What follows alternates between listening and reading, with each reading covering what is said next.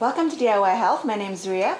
Today we have a very special guest with us, Nazli Anwari from Medicine Woman Asia. Yes, Ria. I'm always very happy to explain what it is all about. Well, as you know, I've known you since a little girl, Yep. and I've been very influenced by what Uttama Spice is all about. And, it started from there. I got involved with spa products, and I used Uttama Spice's products, and I just felt that going back to the natural source of plants was a wonderful experience for me. And so today, Medicine Woman Asia has developed into a kitchen lab, actually, of sorts, because it's also reflecting my life, because I went through menopause, in the 40s. I had my children very late, when I was 40, actually. And then I got to be, I had the ups and downs of health. And a lot of women can relate with that, bloating and stuff like that. So that led you to... Yes, and I remembered jamu. Yeah. And I remembered being in Indonesia and how women there use jamu. My mother used jamu too in Singapore. And so Medicine Woman Asia is a kitchen lab where I experiment with a lot of plants. And my background is horticulture and aromatherapy, the science of aromatherapy. So I saw how alchemy can happen with plants in a kitchen, experimenting and using jamu as the backdrop, the source. So speaking about jamu, I think there's a lot of questions out there. Could you tell us a little bit about jamu culture? What is jamu culture all about? Jamu has been so misaligned, I think, because people always relate it with sex. And yes, it has a lot to do with health that way.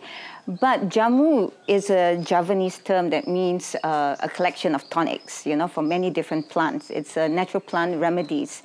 And I just love the concept of that because it is a very ancient art. And a lot of the mothers, the ibus, from way back, they learned jamu from their grandmothers. And so through word of mouth, and every household in Java, at least, as much as I know, had jamu recipes which were like heirlooms from the family. And they took care of the family. So that, to me, was the natural medicine woman. Yeah. And I wanted to emulate that. So jamu is about healing your family from a source of plant remedies that comes from nature. Yeah. So here we have a lot of ingredients. Could you tell me a little bit about what is this and how would you incorporate it into jamu? Well, here, the most, the plant that is mostly associated with jamu is, of course, all the gingers. Yeah. And this is turmeric. So I'm taking a very simple spice or ginger that people use in their kitchens, which is actually the base of jamu. So this is turmeric domestica, or turmeric that's used in most kitchens. All the ibus know about it. And this is the base of a jamu called kungit asam. And kungit, the asam comes from natural tamarind, the pulp of the tamarind, and some spices. What some spices. Well, I have here, not the powdered version, these are the wood version. This is cinnamon, I have coriander, and I have peppercorn. Yeah. Peppercorn. In fact, jamu is up to you. With the base is, we have here turmeric, we've got the asam or tamarind to make the base of a fantastic jamu called kungit asam. But I like to experiment and combine other plants as well. So I've got cassava leaf here, and you can also use papaya leaf, and this is mineral rich. Yeah. So juicing this or rendering it into a paste, we've got a beautiful appliance here. Yeah, you can use of course you should use a blender. If you have a good blender, that's a must. Yeah, the traditional way is using a mortar and a pestle, and you ground this into a paste and you take the juice out. So cassava leaves is full of minerals like potassium, calcium, magnesium, selenium, zinc, so everything that the cells would like to have.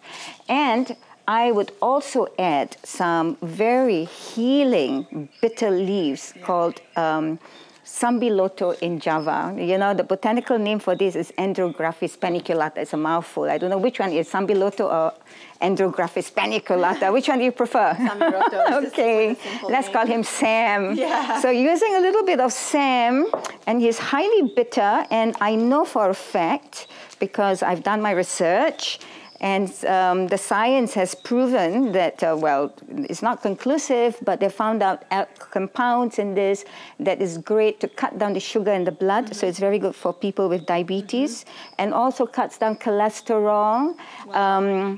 And for instance, we know now, I couldn't say this 20 years ago, that turmeric is anti-tumor. It cuts down, it inhibits. It's one of the new miracles. Yes, tumor growth. Yeah. And they're looking at using this in chemotherapy. So this is a very heartening news from science. So we use some sambiloto and some cassava leaves together, and it's all going to be ground up together. Yeah? Yep. And then mixed with water, and to uplift the taste so that it's not going to taste too bitter, we can use the sourness of the tamarind. And maybe a little bit of sugar, like palm sugar and lime juice. Could you use honey? Yes, you could use honey as well, but you can cut that off as well. But so this is like balancing the taste, and this is what jamu is all about. And they run competitions to see who makes the best jamu. So there we go. Last question.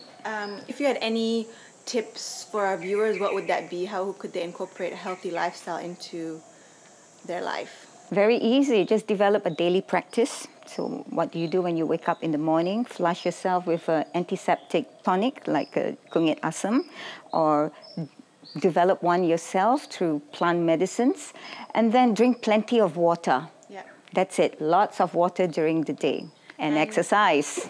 Of course. And I heard you're coming out with an ebook. Yes, I am. And the ebook is, something that any woman or man can use in their kitchens to heal the family.